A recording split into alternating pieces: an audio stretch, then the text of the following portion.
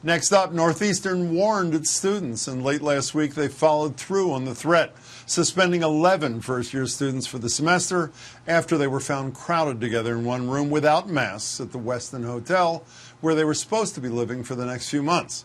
But after they were found, they were told to pack up and get out, and know the more than $36,000 they and their families paid in tuition for the semester is not being refunded. But while Northeastern is getting a lot of attention for this move, it is not the only school cracking down hard on social distancing violations. So what are the appropriate sanctions for flaunting COVID-19 rules on college campuses? I'm joined now by Nancy Hill. She's a professor at Harvard's Graduate School of Education. And I should note we did ask Northeastern if any administrator would be willing to join us, and we're told no one would be available. Pleasure to meet you. Thank you so much for being here. It's a pleasure to be here. Did Northeastern get it right on either sanction, the suspension for a semester or the forfeiture of a lot of money, $36,000? Well, I think what they did get right, and we'll start there, is that they sent a clear message that they're serious, and that if they wanted to send a message that they are serious in the context of other universities that have opened and had to shut because of increases in cases, they got that part right. But what they didn't get right was really how to meet the needs of college students that are expecting a residential experience. So what do you mean? What should they have done differently? Well, when you think about why students come to campus, they come to campus to expand their horizons, to build new communities, to branch out.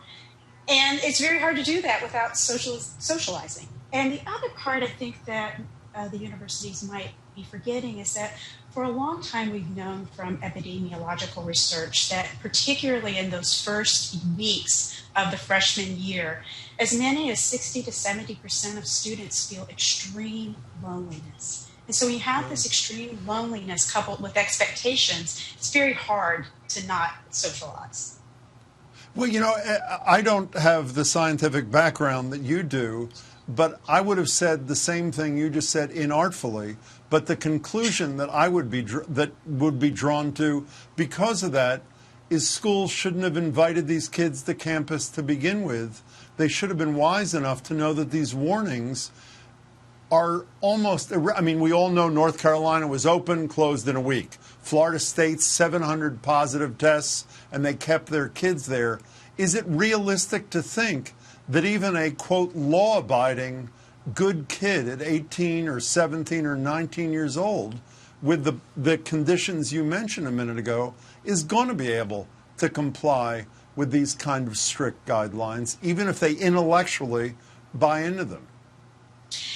And I think you're exactly right, that it's hard to imagine that a young adult is going to be able to make these kinds of decisions. I mean, the best of us, adults, we can make good, logical decisions, and youth can too.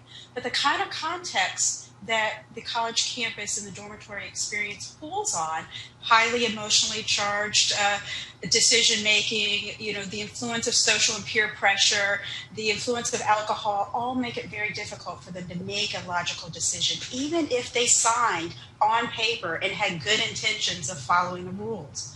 But I think the pressure on colleges is to try to, and for all of us in society, is to try to have this back to normal experience. Can we do this? And the science suggests that there are ways that we can do this. But I think where the universities have maybe missed the boat is in how they're enacting and deciding on these rules. And I think the way in which young adults and college students, they push back on authority. I mean, they are risk takers. The way their brain is developing, they are already, you know, more highly aroused by risk-taking experiences. So it really sets up a context where it's really hard for them to follow rules that are set by authority. By the way, you didn't answer my question before about the $36,000. I'm assuming you think it's a bit excessive. Do you not?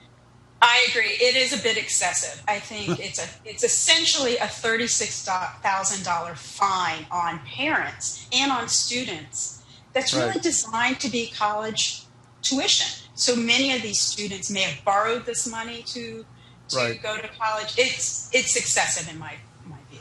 And it can be life altering, needless to say. $36,000 is a lot of money. But I want to be clear here for a second.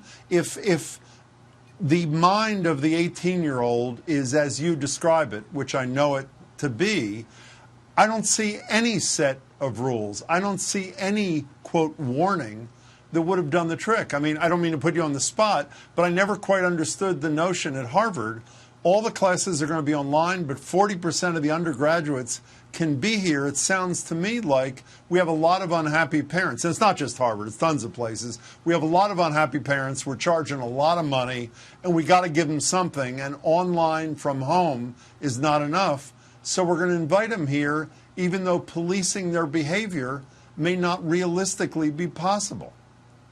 Is that an unfair summary? Well, I think where you talk about policing behavior is where I think we might get this wrong. And I think the issues are real, that there are guidelines, there are health issues, there are health targets, there is a pandemic that, with virus that will spread.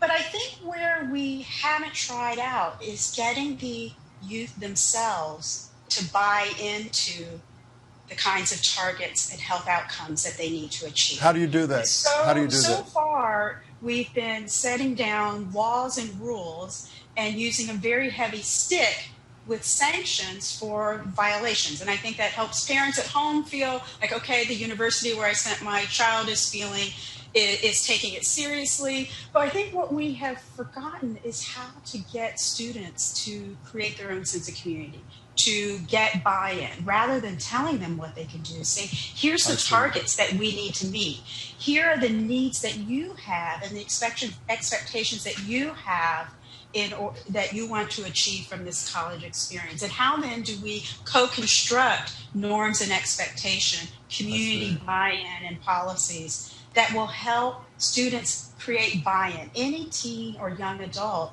is going to resist authority. So if you lay down the laws and they violate them and there are tough sanctions, you haven't really given them a chance to learn from their mistakes and to create the kind of community and the sense of efficacy and buy-in that they really need. I think that's the perfect prescription. It's a pleasure to meet you, and thanks so much for your time. I appreciate it. Thank you.